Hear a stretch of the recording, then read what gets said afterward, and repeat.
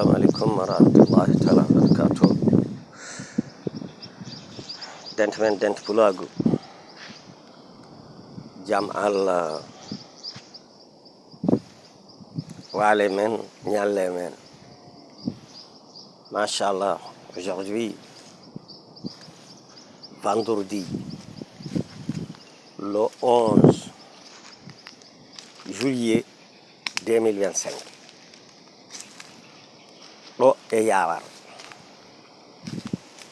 noon woni hakkude denduɗe dow e furdu dans le département de Ranérou. Eɗen kewno wiide so Waame ari nawata tan ko kurjuru, voilà kurjuru nani e ɗum ɗo joni ko Waame addi ɗum ɗo piidgol koɗɗali ummin ta jaltani, c'est vrai. Hare ñiibi jigani goriji ɗum ko haq gonga nde fof ko mana wonko ɗum haalata. Kiɗo lekki mawki mbiyete kojoli on jii en genre tawi ko gonga Allah kalmangal kadi noon kewki nafoore. Kiɗo ki mayre taka ceɓe on jii ceɓe ɗe joroje dow ko toon ki wonata e mayrode cate ɗe ne joora ne tello ina tello ha heɓa foɓare ɗo fuɗiri ɗum. On jii kiiɗo koki wuuri ko no foti heew duuɓi koki heddori ko kadi alhamdulillah rabbil alamin ɓuuri heewde e koki wuuri ko. Ɗum noon yo Allah rokku men wurde gurdam ko joli. So ɗum yawti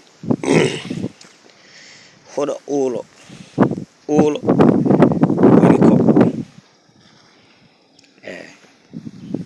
pulagu dal scientifiquement ene heewi fayida ne heewi nafoore.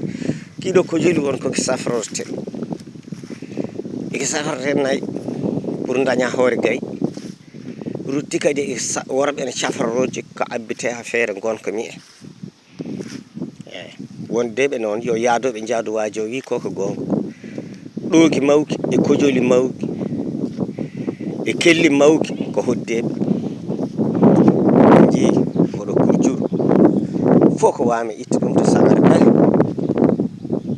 addi ɗum ɗo. Ɗum noon ko Allah jogui jaam, yo Allah waɗan men jaam, waɗana pulagu jaam, Allah jeppina barke e ndungu Allah o. Ɗum noon aynaɓe nayyi e baali e beyi Allah jarama on jarama. Ɗanneɓe ɓe kadi yo Allah janño ɗumen, janña kadi koɓe paggi ko yo taw ko kayen jeeyi. Neɗɗo sina liggo eɗen mbiya yo Allah uddin men, yo Allah rokku men, yo Allah rokku men, kono noon yo Allah rokku men ko jeyɗen e ko nafata men.